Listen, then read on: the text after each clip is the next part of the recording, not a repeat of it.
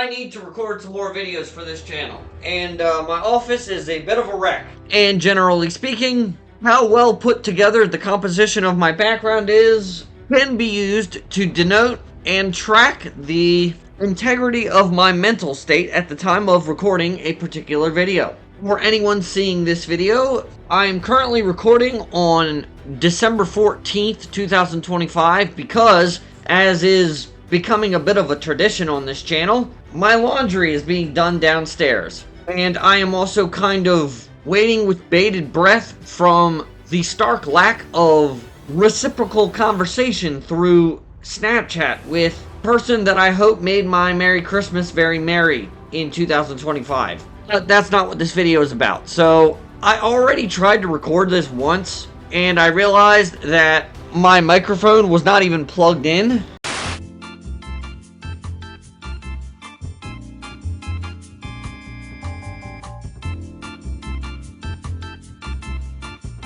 Okay, so we're gonna have to use some creative editing there because merely picking up my microphone apparently completely lobotomized OBS Studio. So I'll stop screwing around lest I do anything more to mess things up. Please consider following the guidance of the road signs at the bottom of the screen. I am not wearing any of the merch from Mount Merch in this video. I know everyone that hates AI artwork and wants to tell me to draw everything in Microsoft Paint can get mad and stay mad in my comment section. The only reason I'm not wearing a hoodie from my own merch store right now is because I kind of feel like I'm falling behind in terms of released content, and I don't want to wait, several million years for Spring/Teespring to actually ship me the stuff that I order. Also, a buddy of mine tried to hook me up with an artist when I attended SBY 100 a week or so ago, and I haven't, haven't heard back from anybody yet, so don't know when my art in my merchandise is ever going to get updated, but that's why I'm not wearing any of that in this video. Like I said, I tried to record this once and failed utterly. I want to tier rank everything in a Shedding Tears episode today. Specifically, I wish to rank all of the major X-Men characters. The major mutants is probably what I should say instead, because the tier list that I found, which I will link in the description below so that you can make your own, does not necessarily only include the superheroes and do laundry. Yes, I know I have to do my laundry. I'm doing it right now. We're just going to mute my phone right now because it's not like anyone's going to message me while I'm doing this recording session. For further context, I am never happier than when I am wrong. So I hope I am wrong. This also isn't the only thing that I wish to record today, so, oh, look at that! The tier list isn't actually showing up in the layout.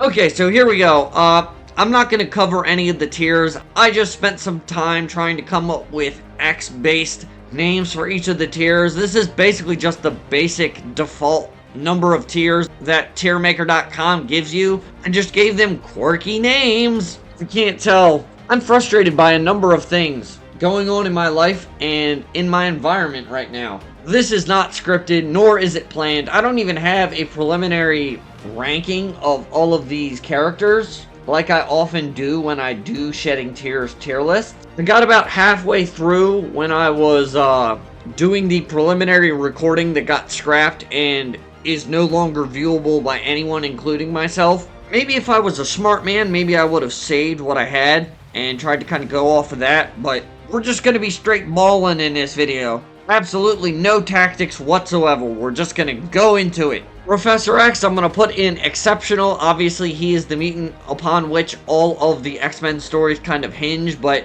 aside from Sir Patrick Harris and the kind of movie performance of his version of Charles Xavier, I'm not really super duper big into Professor X. And obviously with the literal mountain of X-Men adjacent media that has been made over the years, he has been, I'm sure, written well, written great, but also written bad and written atrociously.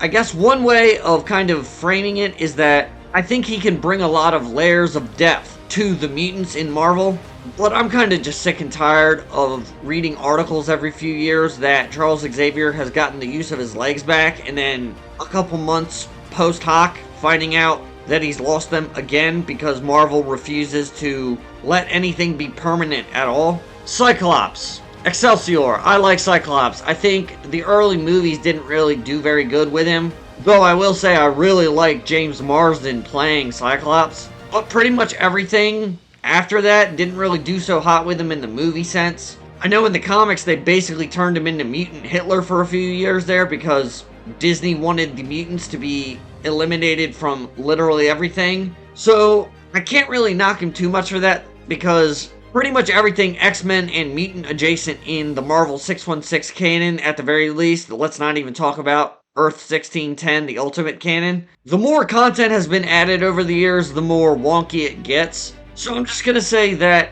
in general, I like Cyclops. And in total clarity, I don't mean I like any of the characters necessarily that have to do with Scott's backstory or anything, because I know his father is like Corsair. I believe they're called the Starjammers. It's basically Diet, Guardians of the Galaxy. I don't know which came first. I don't really care. All I know is that in terms of wonkiness and inconsistency in writing, Scott Summers' Cyclops has been a massive victim of it, but I like him. And for further context, just to kind of taper off into nowhere here, I haven't watched X-Men 97 yet. I also haven't watched the complete animated series from the 90s. So if there are things from the greater X-Men macrocosm that would affect the rankings of characters in here, and you're like, huh, that's weird, he didn't mention it, tell Mr. Henry in the comment section below what X-Men media I do not explicitly mention in this video that I should check out. And I obviously have not read all the comics. I've read some of the comics, but I haven't read a ton of them just because there's so many of them. So if you have any recommendations, please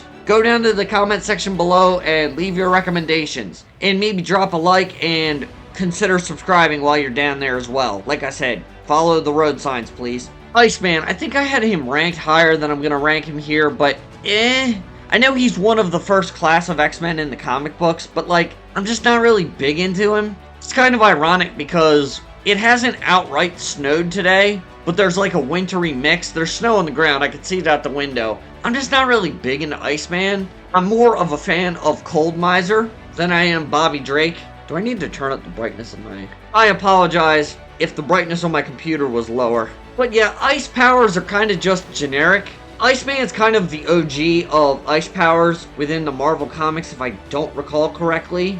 Again, the comment section is your friend. If I'm wrong, let me know. I promise, I appreciate the comments no matter what anyway. I think part of the problem is that Bobby Drake's, like, physical design elements are kind of inconsistent. Like, I feel like I've seen some really ice shard, razor sharp ice variants of Bobby Drake, but I've also seen some versions of him that just look like Dr. Manhattan from The Watchmen. Also, he's a bit of a ladies' man, and that's something that has been kind of muddied and made inconsistent by the legions of horrible, politically motivated writers of the last 20 years. This is probably the only time you're going to hear me utter these words. But the kind of inconsistencies and writing hoops that were created by changing Bobby Drake's sexuality and sexual orientation. And we certainly won't discriminate.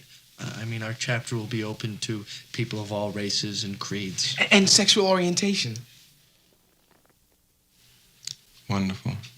In the mainstream Earth 616 canon of the Marvel Comics is such a vast topic and a very politically charged topic that I really don't wish to cover on this channel because I try to keep those topics away from this. But as a result, Bobby is inconsistent in his writing to a degree and in a format that, to me, is a little bit more egregious than a lot of the other X-Men who, like I said, are inconsistent due to the mass quantities of X-Men media, but it bothers me a little bit more with Bobby.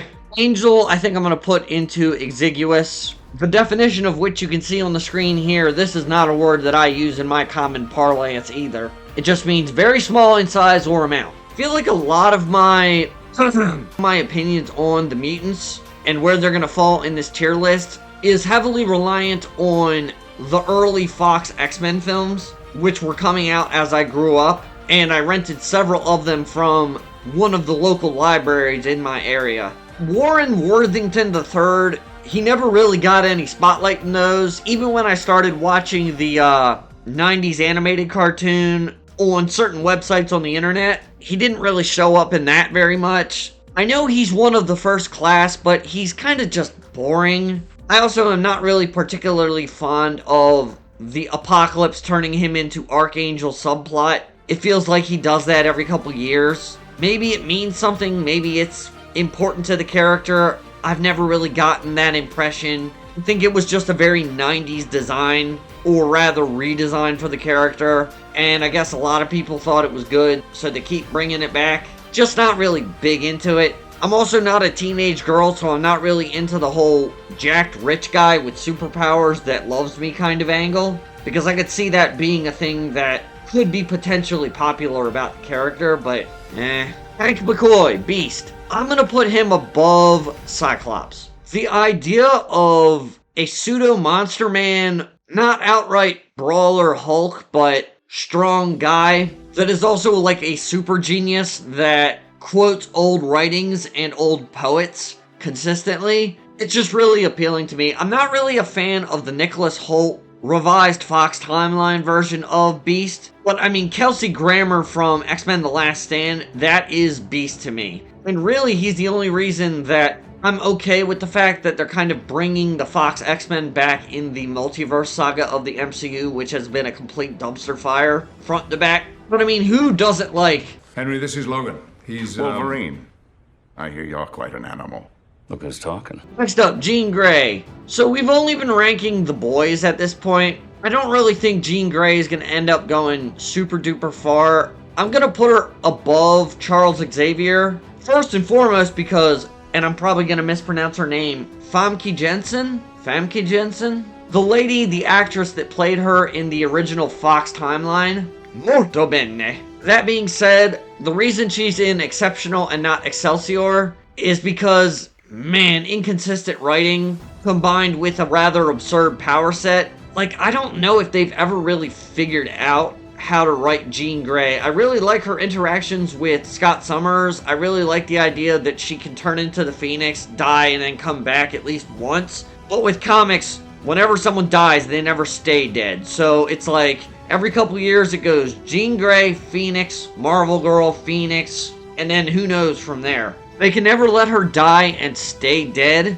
And even though she's the Phoenix, so she should at least be able to die and come back once, therefore making her an exception to the resurrection death rule. I feel like they've just never done that storyline well. And I'm not even so sure I want to exclude the comics because I'm not really a fan of the Phoenix Force as a narrative mechanic / universal presence. I really liked the idea in X-Men The Last Stand that Jean Grey was just extremely powerful, but she couldn't control herself because she had psychological problems going on. There's a lot of really great parts to the Jean Grey character, including the parts that rest in her brassiere. But when you got stuff like the X-Men season of the Marvel anime kind of polluting the waters, I can't really in good faith put her all the way at the top of this list. Okay, now we got our first villain. We got Magneto. I'm gonna put Magneto in Excelsior. Being played by Sir Ian McKellen in the original Fox X-Men timeline does a lot for that. That being said, he can't only be up in this tier because of that. His kind of reliance on the Holocaust kind of helps the otherness of the mutants because in order to preserve it, you kind of have to make him long-lived to a degree that not all of the mutants adhere to. Some of them are extremely long-lived, like Wolverine and some of the other ones whose names I forget. His power set's really interesting. I like the idea that he's basically a worldwide threat because he can manipulate the Earth's magnetic sphere. But at the same time, because he's technically a villain and he's also a victim in a way, modern writers in the 21st century kind of use Magneto, I feel like, as an excuse to make the bad guy the good guy. You know, that kind of generic trope about, oh, maybe he's not really a bad person. Maybe it's just our perspective. Maybe morality is just relativistic.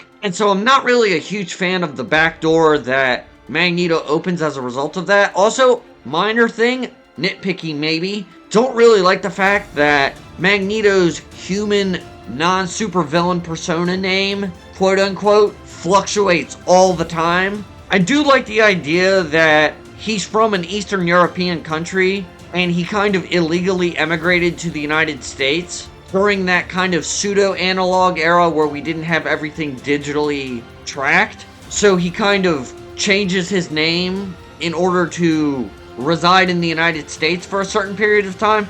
But that's also maybe partially a machination of my brother and I's custom Marvel Continuity Earth 9799, which I have talked about in the past. Again, it's not a major thing, it rubs me the wrong way, I guess. Blob. Blob is single-handedly responsible for the quote that I most associate with X-Men Origins Wolverine. Did you just call me Blob? I feel like the power set of the Blob is kind of boring. The kind of herder body positivity backdoor that Blob kind of enables doesn't really sit right with me. He's just a generic bad guy. He's really simple. It ain't that deep, bro. But I feel like his kind of unstoppable human mass superpower has been done better by other characters, including some that we will be talking about in a few moments here. So I'm just putting him in extraneous, and we're just leaving it like that. Scarlet Witch. Wanda Maximoff is going above Jean Grey. Is it a coincidence that both of the mutant female redheads are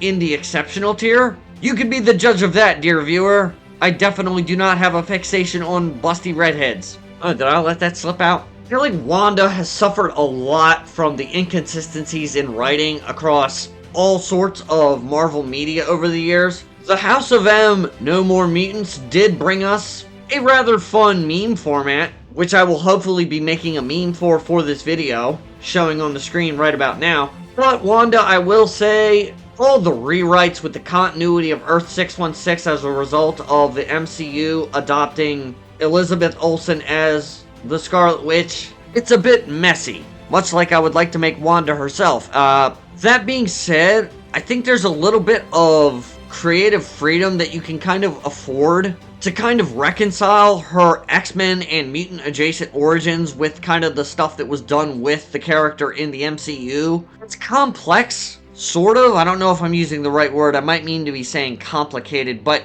I think of the two top-heavy mutant redheads, I personally prefer Wanda more than Jean Grey. At least Scarlet Witch is a fixed title that we can all agree on, whereas I feel like Marvel Girl is not used as much to refer to Jean as compared to the Phoenix. Also, I just really like Wanda's design. When you compare her skin-tight costumes to Jean Grey's skin-tight costumes, I feel like I just like the form-fitting costumes given to the Scarlet Witch more. And I feel like sexy cosplayers like the Wanda costume more. I feel like I've seen more of those than I've seen Jean Grey cosplays. Excuse me for 1 second, I gotta go get some Sunny Delight Tangy Original Citrus to replenish my vocal cords, because I do plan on recording another video after I'm done this one, so I'll be right back. Ever tried to walk on your foot after it has fallen asleep? It is not always a pleasant experience, let me tell you.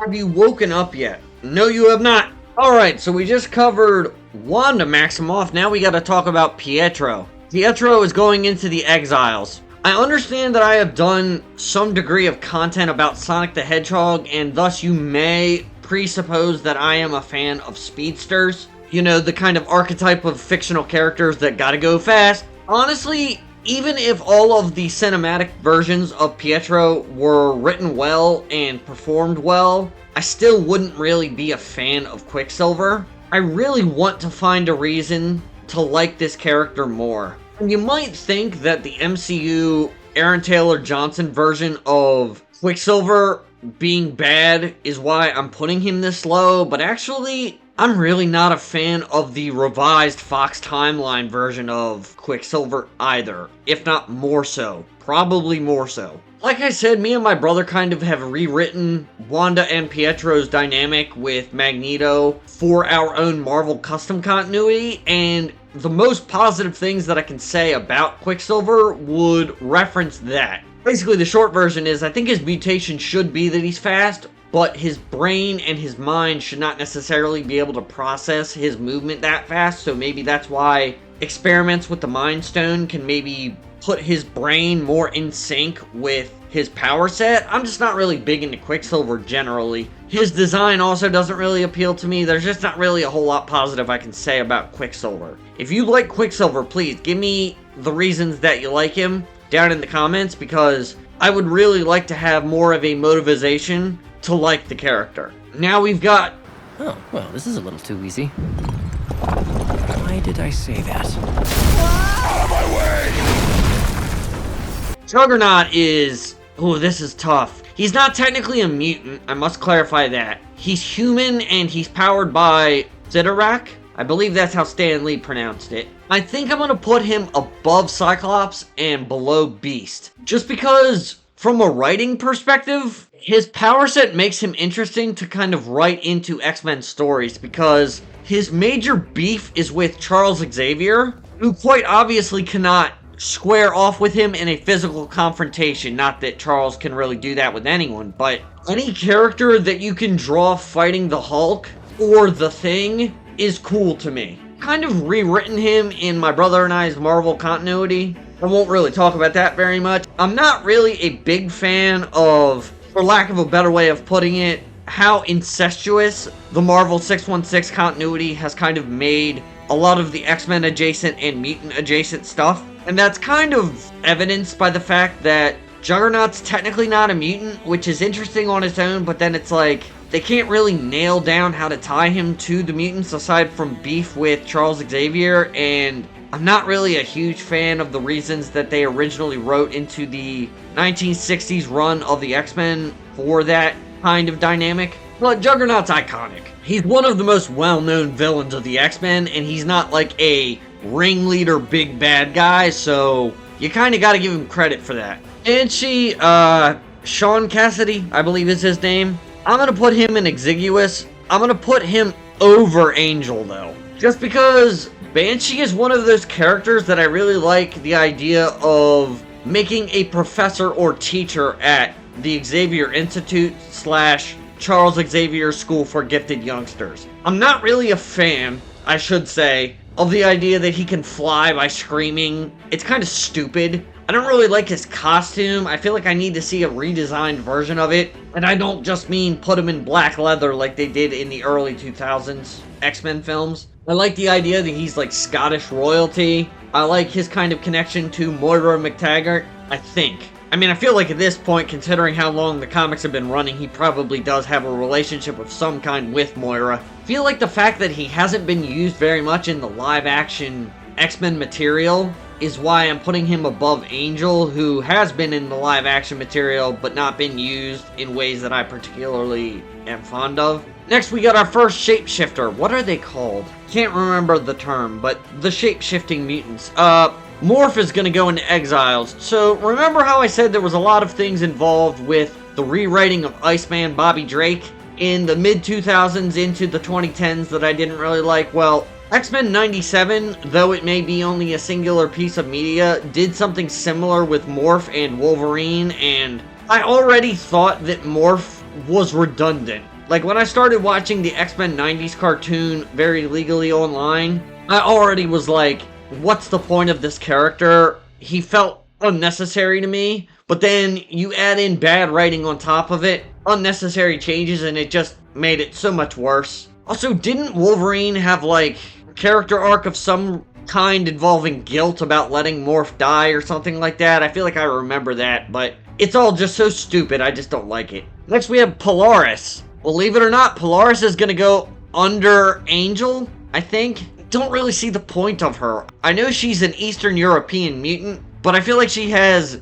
force field, force projection powers, energy powers, and it's such a generic power set. I don't really understand what the point of Polaris is. I mean, based on the icon there, I mean, she's a female mutant, and if there were a Playboy calendar in real life of scantily clad female mutants posing, I'd probably be more of a fan of Polaris. Oh yeah, I mean, she's lime green also. I really like that. But otherwise, I can't really think of anything to say. I remember her vaguely from an episode of the animated cartoon that I watched. Big mutant bazoombas should bring her higher up in this tier list, and the fact that they don't kind of just tells you how, I guess, lame she is. Speaking of characters with powers that I don't really understand, and bringing up the incestuous relationship of the writing and narrative of the X-Men macrocosm, we have Havok, the brother of Cyclops. I think he's going into exiles. I think I'm gonna put him above Morph and under Pietro. It's really hard for me to determine which ones I like the least. Personally, if it were up to me, if I had a time travel device, I'd go back in time and tell the writers just to make Havok a separate person, not related to Scott Summers, but a lot of the X-Men stuff, it's like, oh wow, this is a really interesting concept. Oh, we're gonna make it connected to something you already like, though. Was it necessary for us to do that? Absolutely not. Is it potentially dangerous to the cohesion of the cast makeup? You bet it, Sonny. But we're gonna do it anyway, because even though it doesn't make any sense, we might as well. I'm not really a fan of it. Also, I know it's the Fox timeline shenanigans, but technically Havok shows up as like a grown adult, I think, back in like the 60s, or whenever the Cuban Missile Crisis was, but I think in the comics he's actually the younger brother of Cyclops. It's just a writing nightmare. Not really a big fan of it. In stark contrast, we have my favorite mutant, maybe? I think. He's one of my favorites. We have Nightcrawler. Is there a little bit of bias here? Does this ranking have anything to do with the fact that Kurt Wagner is the main Catholic mutant? Absolutely. The fact that there is a German mutant with such a cool power set, who can literally be found in X2, the X-Men United film, saying prayers in German, Catholic prayers. I mean, this guy literally makes Wolverine go to a church to say prayers in the 90s animated series. I will say, Nightcrawler is very much a victim of both inconsistent and modern writing failings. He basically becomes apostate and heretical, I think, in the modern Earth 616 comics, because he basically forms a cult kind of mutant religion. And I'm not really, and by that I mean not at all, a fan of the fact that he's Mystique's son. And trust me, we'll get to that in a bit. But when you got lines like this... For you see, muscle may be able to move mountains, but faith can lift an entire civilization. All are reasons to be thankful. What about the monastery? A great tragedy. But it was only stone and mortar. The foundation God has built in our hearts can never be destroyed. Man, I don't get you. Here, I've marked a few passages you may find rewarding. Remember, Herr Logan, different eyes.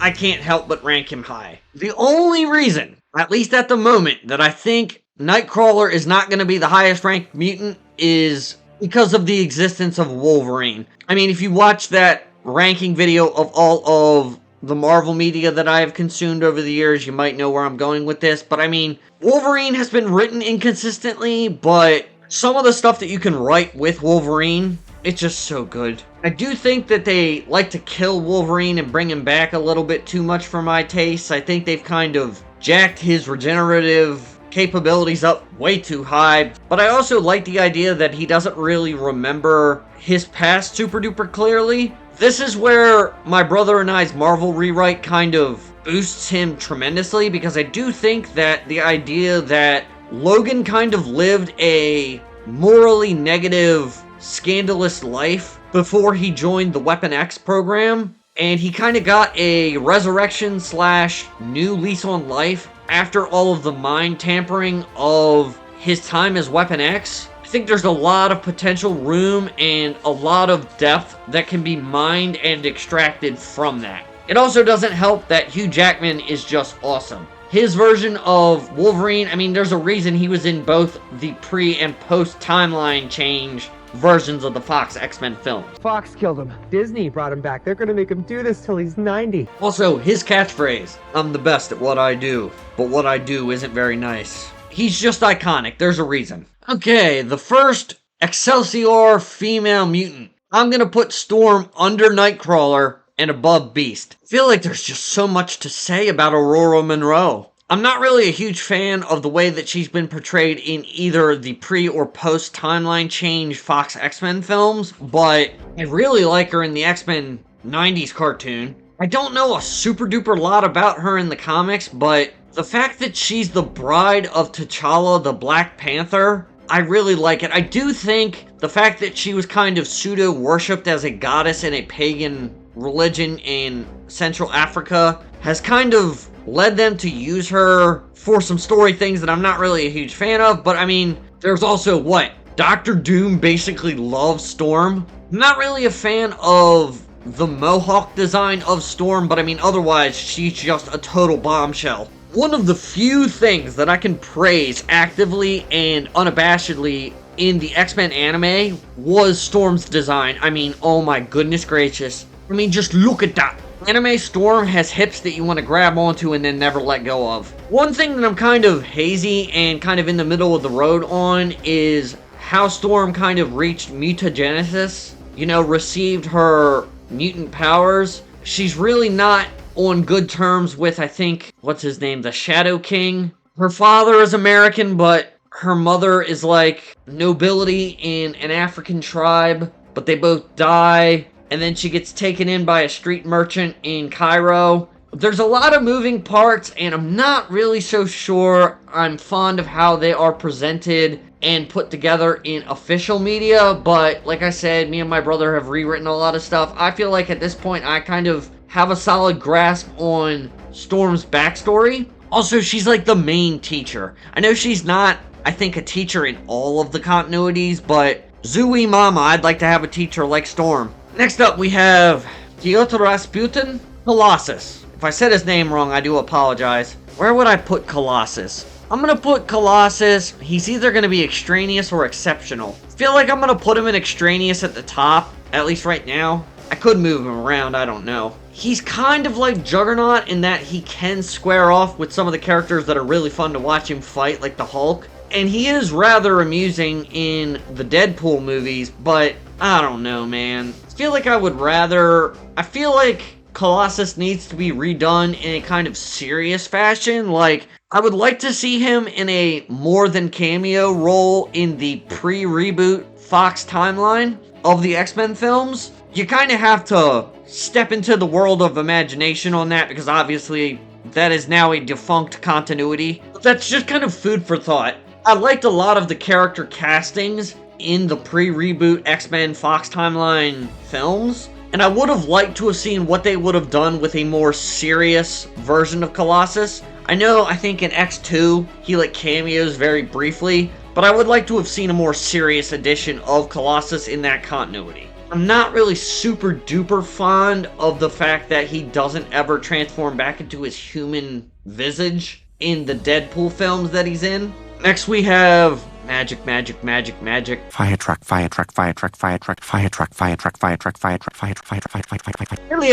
Ileana, that's her name. I forgot what her name was. Ileana, just because she's a female mutant that I have seen drawn in tasteful artwork, who definitely does not have a very appealing Marvel Rivals design, I think I'm going to put her in the tier above. Yeah, she kind of hinges on Colossus, but I personally feel as though that should never have been written into her character to begin with. I think the stuff that they have written about her, kind of the stuff that's in the New Mutants movie, I think it works, I think it's good, I think she can be a mutant, but I don't really like the fact that they kind of felt compelled to attach her at the hip, so to speak, narratively speaking, to Colossus. I think she works just fine on her own. I'm not really a fan of the idea that she's like romantically attached to Kitty Pryde, is it? But at the same time, she's been played by Anya Taylor-Joy, Princess Peach, who I did think did a good job. Also, she can basically make an energized Buster Sword out of nowhere. Not really a huge fan of all the Demon Dimension stuff, but that's more so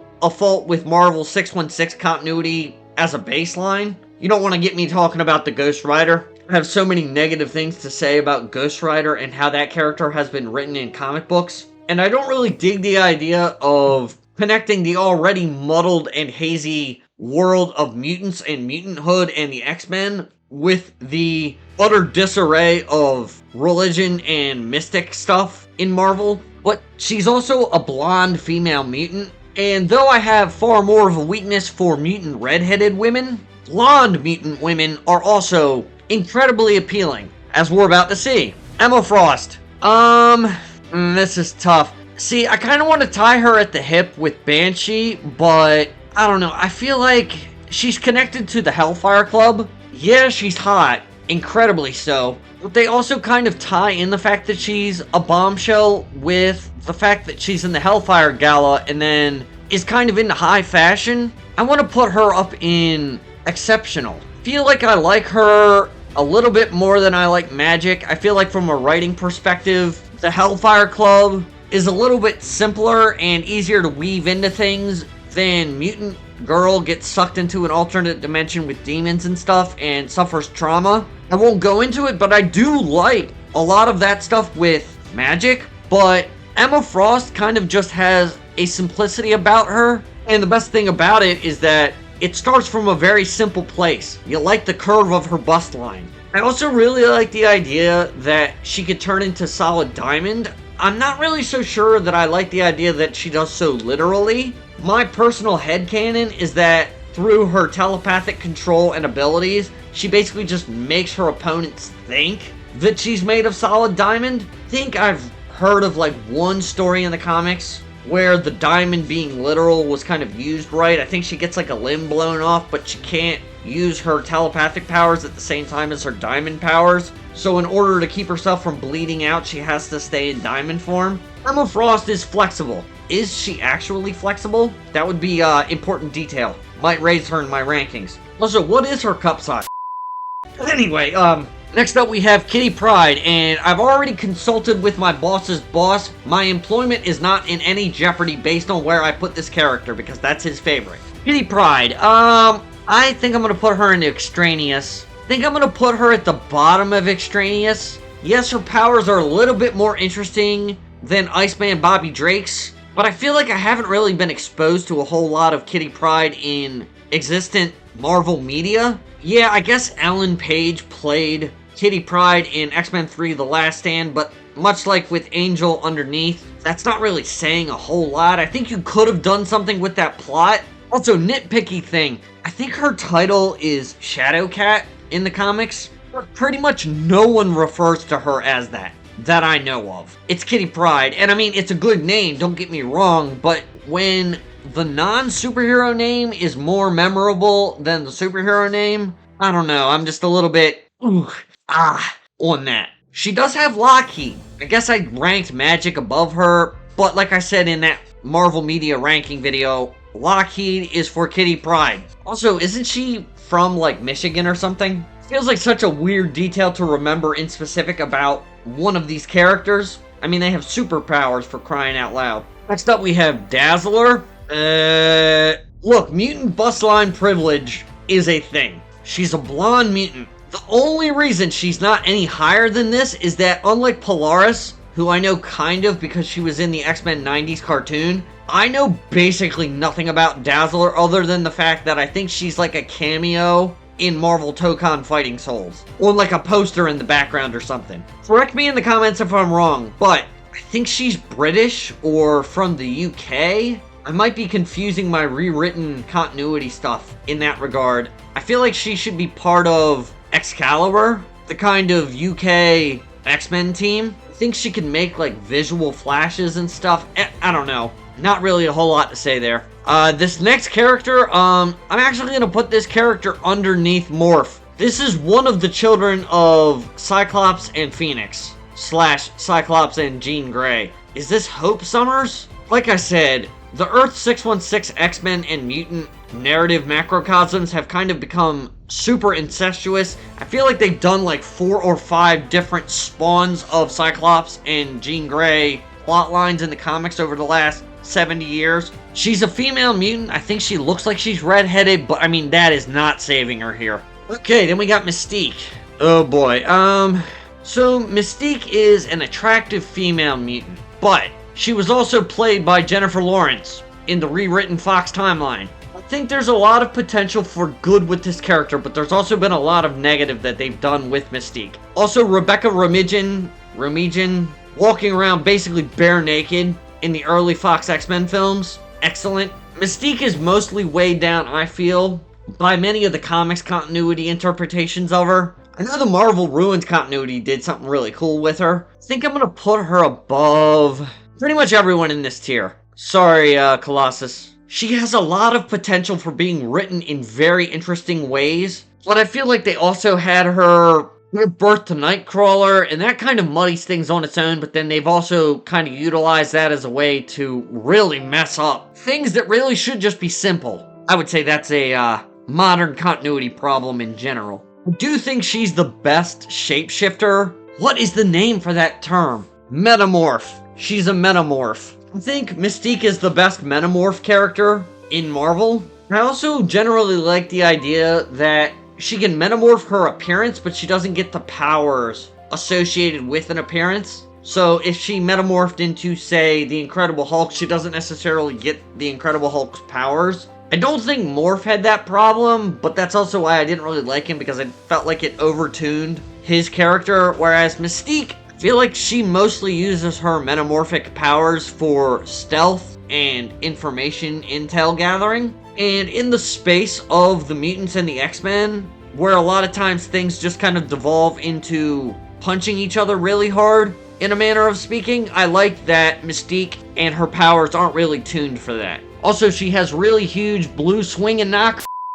Okay, next up we have Pyro. Unrelated to this, I've been burning firewood out in my fire pit out back for the last 2 days, and I burned myself. So Pyro, I'm just gonna start first by saying his real name is St. John Allardyce, I believe. I don't like the fact that his first name is St. John, but I feel like I like everything else about him. I really like the guy that they picked to play him in the original Fox X-Men film timeline, because I think he was the guy that played him in Deadpool and Wolverine. He's kind of generic, yes. Do I want to rank him above Colossus? I feel like I know more interesting things about Pyro. Yeah, his powers are generic, and I'm not really a super huge fan of his comics and 90s cartoon designs, but they also kind of blended that with things well in Deadpool and Wolverine. He's kind of middle of the road, so I guess he's kind of fitting for the extraneous tier. But I don't really think he has as much narrative potential and upward mobility as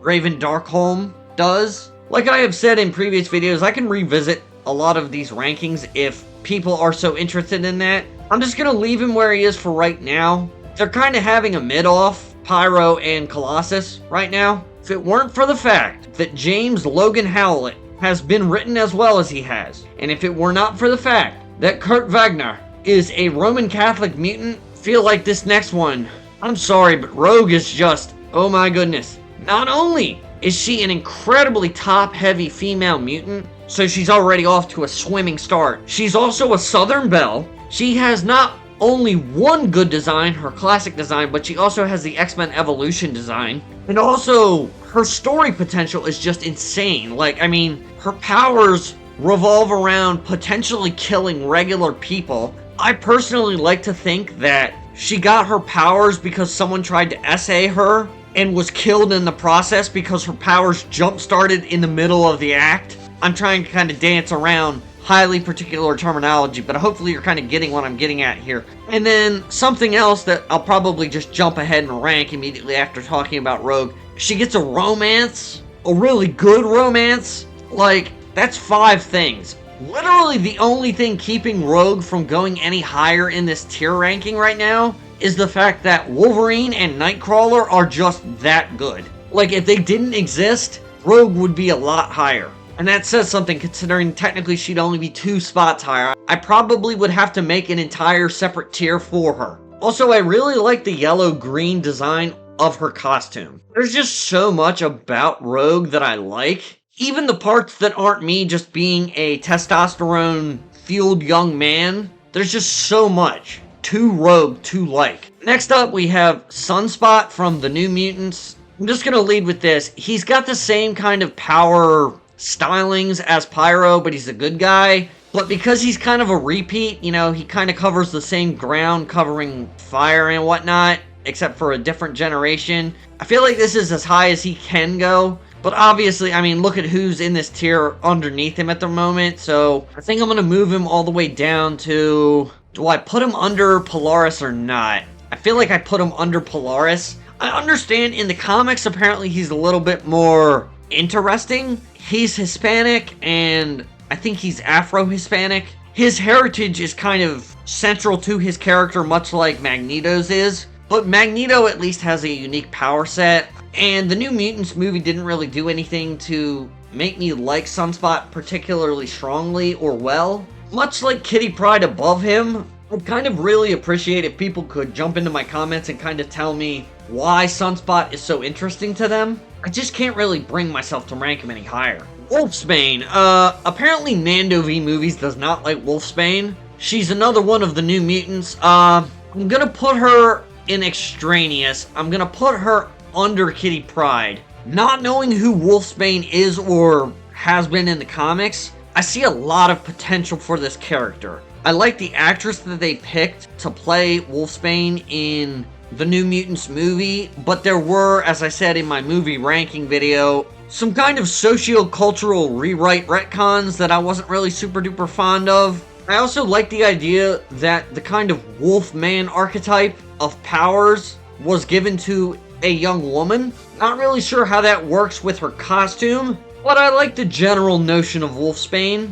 I feel like there's a lot that you could do with this character. Mirage. I'm gonna say this. Mirage's power set, it's kind of like Polaris in that I'm like, what's the point? What makes this interesting? But the New Mutants movie did make it kind of conceptually unique enough. And I did like how they kind of blended her Native American / American Indian heritage into her character. It kind of shows that they didn't really do very well with that with Sunspot, but they could do it if they had chosen to. I'm actually gonna say, how much import do I want to put on the quote from X-Men Origins Wolverine? Do I want to put Mirage above Blob or under him? Now, she's a female mutant. Yeah, I think that's gonna tip the scales. I think she's a little young in the New Mutants movie, but based on the artwork in the image seen here, oh mama. The female mutants get a little bit of privilege if you can't tell based on my rankings. She can like make the images in your head manifest into reality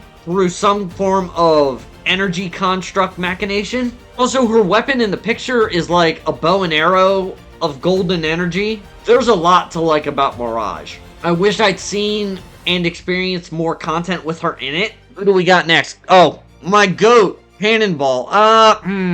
Do I put Cannonball above Cyclops? You know what? I think I'm gonna do it. I think Cannonball is going to be the highest ranked New Mutant. I did not know anything about the New Mutants before I legally watched the New Mutants film. It made me fall in love with this character. He's like a lower class Appalachian white in the United States. He worked with his father in a coal mine shaft. There was like a collapse and he barely escaped alive, but it activated his mutant powers in the process. Like, Cannonball was the best thing about the New Mutants movie, and I wish I knew the name of the actor. Charlie Heaton. Charlie Heaton did such a good job playing Sam Guthrie. Can't remember his name, but I do love the character. I'm not really so sure I understand his powers super duper well. I know they have to do with the kind of redirection and channeling of kinetic energy, and he's not really super duper great at controlling it, at least in the movie that I remember. I feel like his power set, just a hunch here, but I feel like they're in the same kind of ballpark as Cyclops' Optic Blast I-Beam. Like I said though, the backstory is where the real meat and potatoes of Sam Guthrie Cannonball lie. Okay, I'm probably gonna get his name wrong. This is either Thunderhawk or Warpath. The original OG giant-sized X-Men Native American X-Men mutant. I think I'm gonna put him in exiguous. Just because he reminds me of Billy from Predator. I'm scared, Poncho. Bullshit. You ain't afraid of no man. There's something out there waiting for us. And it ain't no man.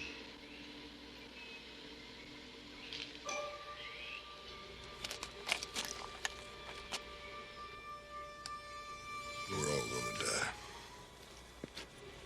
I'm gonna put him into exiguous. He kind of falls into a class of mutants as far as I know. I believe my brother and I came up with the term oscillatory. to describe this class of mutant. They're not really on top of human in any way. They don't have any powers that are in the animal kingdom or are completely beyond either the human or animal classes of organism. So for that, he's kind of generic, but like I said, Billy from Predator, I want to give him credit. I don't know a whole lot about him, so if you know a lot about him, drop it in the comments. I believe, is it Thunderbird? I don't know his name. I know who he is, but I don't know his name. And for that reason, I guess it makes sense that he's in Exiguous. Forge, okay, gonna be completely honest here. Forge is basically the mechanic that builds the time machine that sends Bishop back in time in my head. Because he did, I think, do that in the animated cartoon from the 90s. He's kind of exiguous, just based on the fact that I don't really know what he does.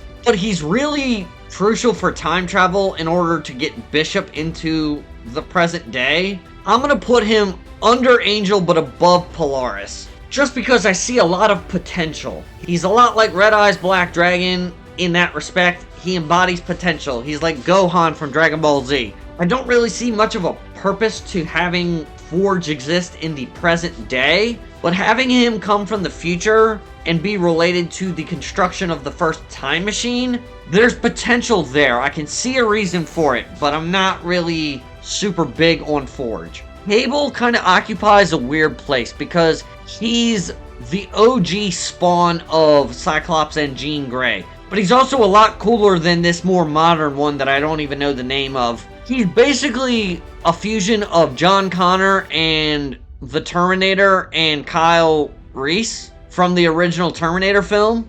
That's what he does! That's all he does! You can't stop him!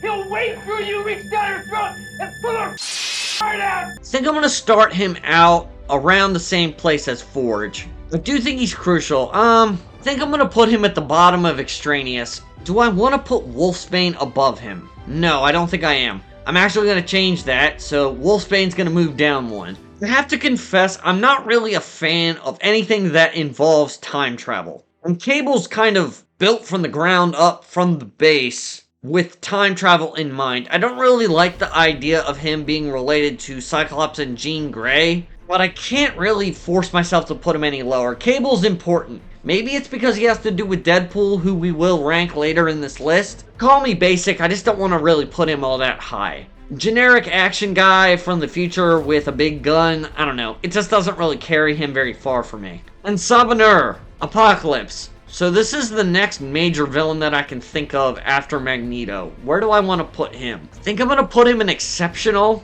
I just realized, up until this point, Charles Xavier has been the only male character in this tier. Everyone else has been a female mutant. Feel like Apocalypse has a lot of potential. I didn't like the X-Men Apocalypse movie, but I don't think anybody really did. He kind of introduces a little bit of complication with the past. You know, how were mutants treated in pre-Christ era human civilization? I feel like there's a lot of potential to mess him up, but I think the mere notion of ancient Egyptian mutant that is way more powerful than any of the contemporary mutants that show up in the narrative, I feel like there's something there. I'm not really a huge fan of some of the Four Horsemen stuff, but I think a lot of that's just due to poor writing. I don't think it's bad. I think you can do something with that. Hell, I would personally rewrite it so that the Four Horsemen are less Judeo-Christian references. I would maybe say that the Four Horsemen should be rewritten to be some fictional part of a non-existent part of the Egyptian pagan culture. Just spitballing. That part's for my brother.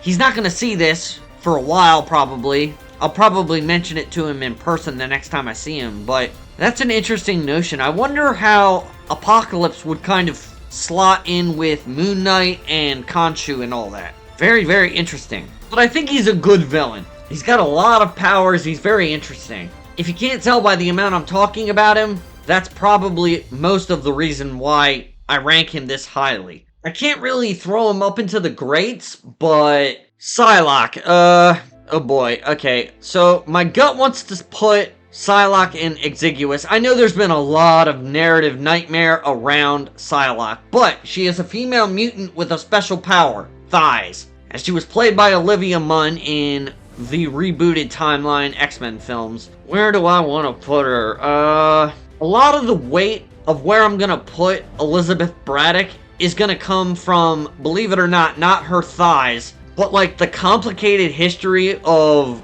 how they've written Psylocke in the Earth 616 continuity. I think I'm going to put her above Forge. Here's my reasoning. She doesn't include time travel heavily, and to me and in my head, Forge is heavily involved in the machination of time travel within the Marvel macrocosm. But like I said, Psylocke's continuity and writing has been all over the map. I mean, in 616, I believe she's related to Captain Britain / Captain Avalon, but she's also half Asian, and there's like body swapping and everything. Like, the writing for Psylocke in Earth 616 is a mess. Like a really big mess. But I also do appreciate the skin-tight One Piece unitard. I think that's what it's called. I get it. I get the appeal of this character. Maybe not to the level of depth that my viewers would appreciate me saying, but I see the vision. Boy, oh gee, howdy do I see the vision, but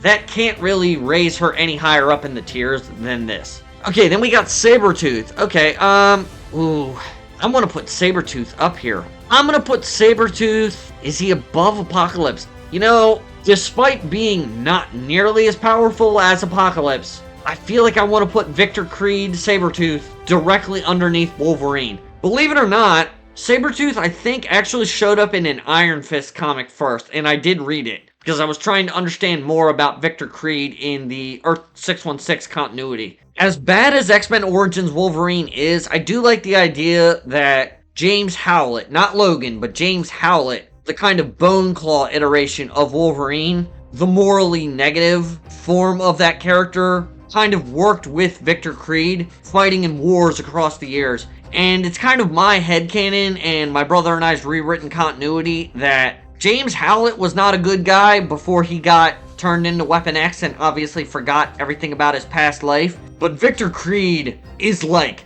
a really, really bad dude. Like, so bad I don't even want to mention it in this video. Like, it's worse than kind of what I imagine the backstory for Rogue should be. Do you get where I'm going with that? Sure, his powers aren't exactly super unique or interesting. I mean, like Deadpool says, granted, it's probably not as intimidating as having a gun or bone claws or the fingernails of a bag lady.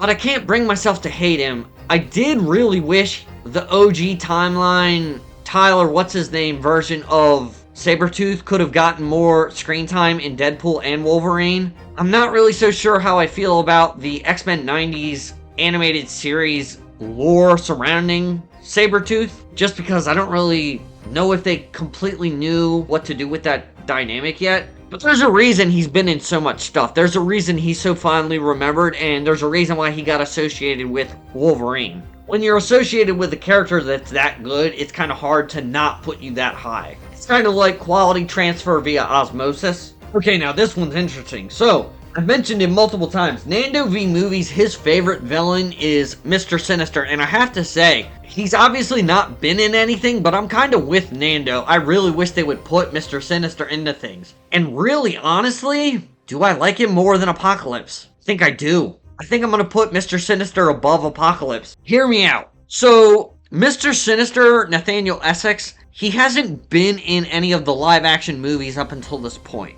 Normally, that would be a negative thing, but considering that Apocalypse was in a live-action film, but they didn't really do him so great, Mr. Sinister, they really have a lot of potential to portray this character really interesting. Also, I really like the idea because, much like Juggernaut, Nathaniel Essex is not a mutant. At least not naturally one. He's basically a Darwinist that wants to, like, kind of custom build mutants, and he kind of wants to custom infuse mutant superiority selectively into the human genome. I think that's really strong. I'm not really big on what they were doing with him in the 90s cartoon, but to be fair, I haven't watched that series all the way through because life and work kind of preclude me from watching all the stuff that I want to watch all the time, and when I have off for prolonged period of time next. I don't really think I'm going to be focusing too much on Marvel. I think I'm going to try and watch some Godzilla stuff. But hopefully you kind of get where my headspace is at with Mr. Sinister.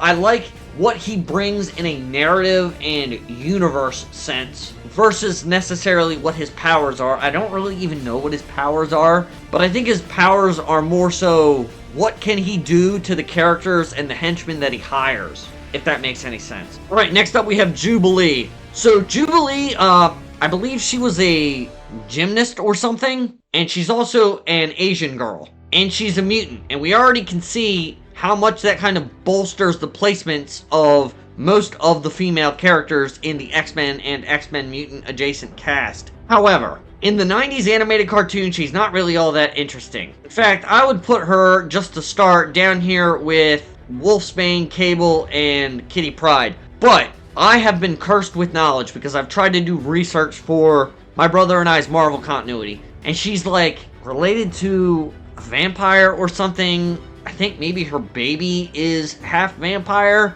or maybe she's half vampire. She's also a single mother, and I just don't like the concept of that. Her powers are also pretty lame. I mean, they look kind of cool, but honestly, I think I'm going to put her down here in Exiguous. I see the potential. I think I'm going to put her... Do I put her above or below Forge? I think I'm going to put her above Forge just because Forge is adjacent to time travel, and that's a pretty muddy, complicated, horrid narrative writing landscape, just the concept of time travel in general. Sure, the comics have done stupid stuff with her, and single motherhood, and vampires, and whatnot, but if you cut all that out, it bothers me less than Forge being related to time travel. And I feel like Psylocke, it's simple enough. Like, she's simple enough in terms of power set to make her outrank Jubilee. The fact that her costume is more revealing and she's quote-unquote sexier, yeah, it's nice, but there's less about Psylocke that bothers me than there is that bothers me about Jubilee, if that makes sense. Okay, we got Gambit. This is actually going to be tough. So, I feel like Gambit, I'm just going to start, he's going to be lower than Rogue. Don't know as much about his backstory as I do about Storm, but he's directly related to Rogue. Kind of inserted at the hip. Tied to the hip. This one I'm going to go on a hunch. I feel like I'm going to put Gambit above Storm. Even though Taylor Kitsch in X-Men Origins Wolverine, yeah, continuity-wise and timeline-wise, it's not really the best. But I remember that more. I'll probably play a clip from the scene starting now. Are you Remy LeBeau? Do I owe you money? No. Then Remy LeBeau I am.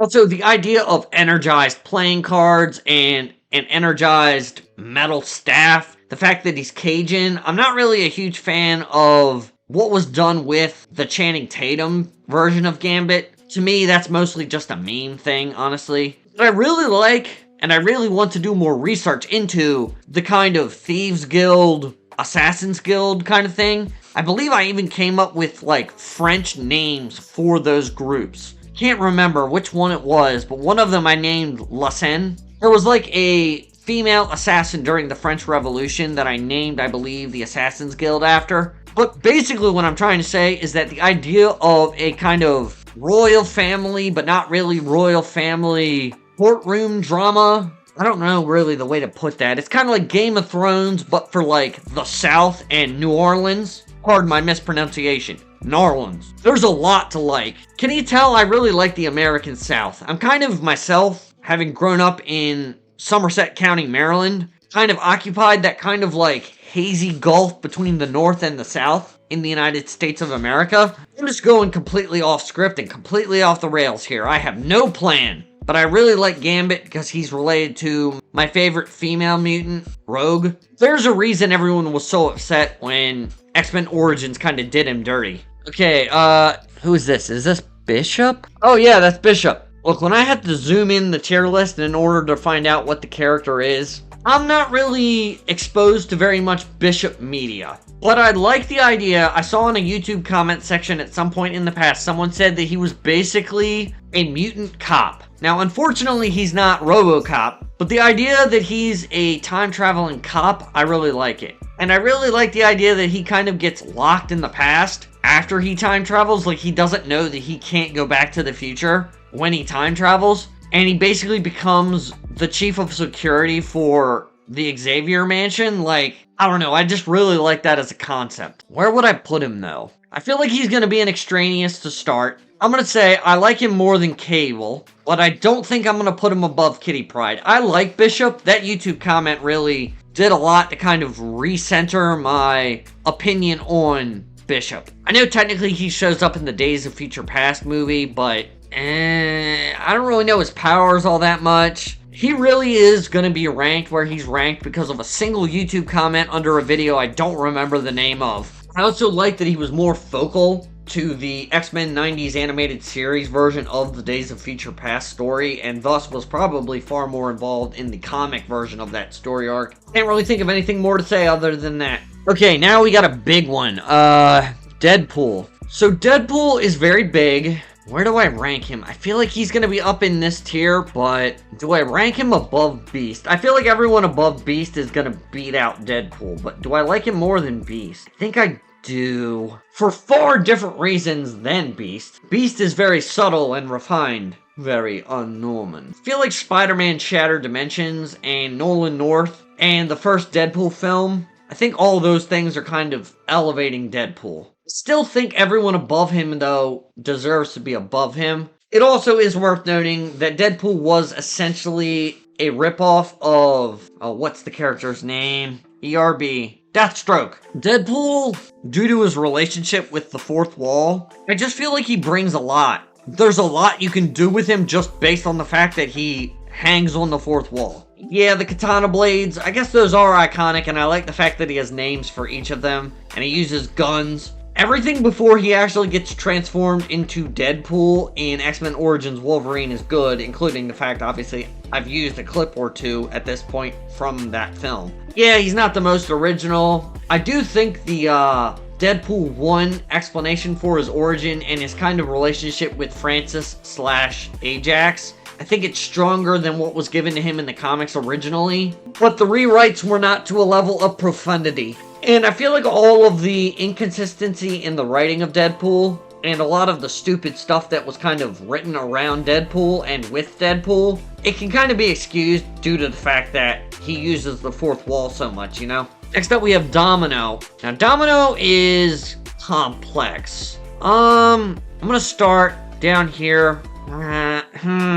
She has a lot of potential in writing. So, I'm gonna move her up here. I'm gonna put her above Mirage. Why do I put her where I put her, and why was I kind of hesitant to rank her at all? Luck as a superpower is complicated because, and forgive me for going here with this, the concept of luck, I feel like that's a very pseudo-philosophical topic. Like, I don't really know, do I really like the fact that mutants can interact with that kind of thing? But you can also kind of rewrite her powers as being technically quantum manipulations. Like, she kind of just passively manipulates quantum probabilities to get the outcomes that are most beneficial to her. Not really sure how I feel about that, but that's also something that I really think relates to Deadpool. As weird as that is, I have included, Dark Horse by Katy Perry. I do think that that song, you could kind of use that song in a Deadpool media context to kind of relate to Domino. I'm just gonna say it. I kind of prefer the 616 and 616 adjacent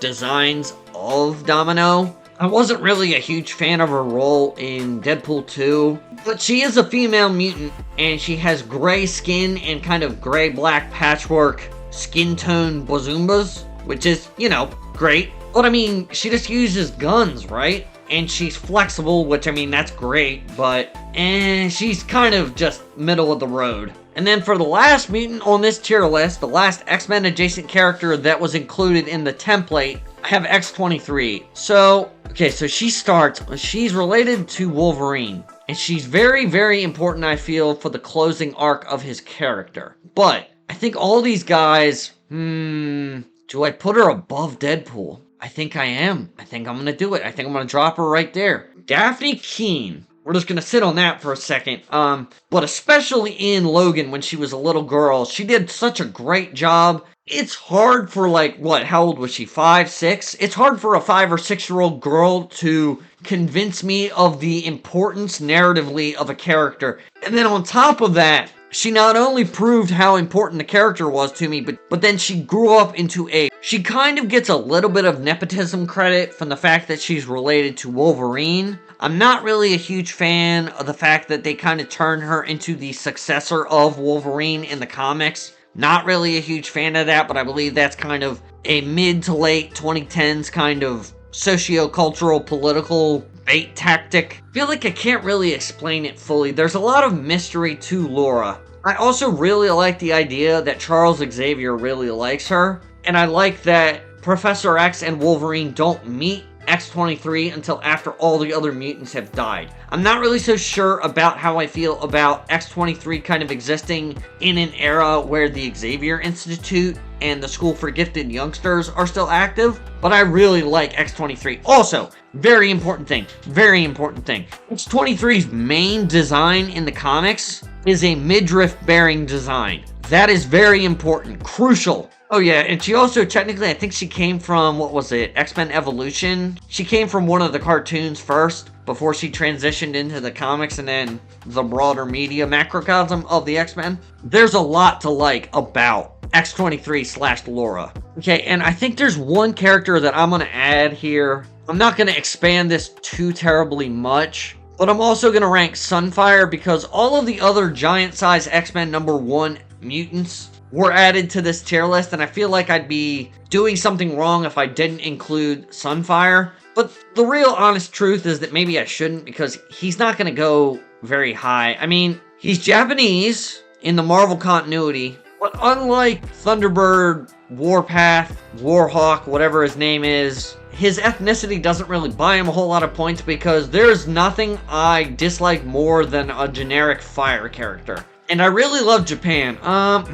Sunspot's all the way down here. Do I like him more than I like Sunspot? I like the idea that Sunfire is related to the Japanese culture and the Big Hero 6 nexus in Marvel Comics. So I'm going to put him above Sunfire for now. Do I like him more than I like Polaris? I think I like him more than I like Polaris. Cans and all. And he doesn't involve time travel, so I like him more than that. I think I'm going to put him above Jubilee. I find it funny how all the Asian characters are fighting right here. I think I'm going to stop right there, though. Psylocke is a mutant female and naturally is more physically attractive, so we're going to start with that. But I also think that because Psylocke is related to the United Kingdom and the UK and Britain, I know more, and that's not to say I know a lot, but I know more about the X-Men related to Europe than I do about the X-Men related to Japan. Also, Sunfire didn't show up in the X-Men anime season of the Marvel anime, which was a good thing, but it also means I don't really know a whole lot more about him. But he doesn't really have any of the stuff dragging him down that Jubilee does. So it's really thighs versus single motherhood here. And I'm kind of just sandwiching Sunfire in the middle of the two of them. Anyway, that's about it. I think that's going to be my ranking of the mutants for now. Let me save this. Okay, so I downloaded that. No, I do not want to create an account. I have an account. I'm not logged in, but I don't care that much. Go ad free. I definitely don't have an ad blocker. But yeah, this is kind of my rough ranking of all of the mutant, X-Men, and mutant adjacent and X-Men adjacent characters on this given tier list. I will link it in the description. The only one that's not on there is Sunfire, which I added myself because I have pictures of all of the Marvel related characters that I know. So let me know what your thoughts are on my ranking. I have wanted to do that video for a while, and just in case you've stuck around the video for this long, originally this video was not actually going to be available to everyone. It was going to be a channel members only exclusive form of content. And the last time that I went to get a dosage of my multiple sclerosis medication, I asked the nurses what video I should record next, and I've recorded a lot of videos since that, obviously, if you've watched my recording order playlist. But I also kind of want to just get more content out there for people to watch. So I'm kind of forsaking my own instinct towards greed, I guess you could say it. I like the X-Men. I like the mutants. Obviously, I have consumed a lot of Marvel content in general, but also X-Men and mutant adjacent content over the years, over the course of my life, considering I'm almost 29. You know, it has often been said that you could really just take the X-Men and the mutants out of Marvel completely and put themselves into their own universe, and it would still function relatively well. There's a reason why My Hero Academia, Boku no Hero, is capable of existing on its own, because it's basically just Japan X-Men, not to be confused with the X-Men content that takes place in Japan. To be fair, I'm more of a fan of Spider-Man and the Hulk and Ghost Rider and stuff like that. You know, those are my 3 favorite Marvel superheroes, so I'm not the most die-hard X-Men superfan. But this is something that I have absorbed a lot of content from, and I did feel like I wanted to make a video ranking all of the characters from it in. I feel like I just tripped up all over that grammar. Clearly, I have not drank enough Sunny D. Anyway, that about does it for today's video, guys. Please remember to check out the road signs that I am currently highlighting and consider supporting the channel in any of the given ways through them. But I have been recording for 2 hours, 8 minutes, and approximately 50 seconds as of the time of uttering those words. I still have to go downstairs and fold all my laundry and pray to God Almighty that the KT event texts me back at some point in the future, because she still hasn't, apparently. I'm dying over here, man. Anyways, I hope you guys enjoyed today's video and took it easy while you did so. We certainly had a lot of stuff to go over. But until next time, guys, I will catch you on the flip side.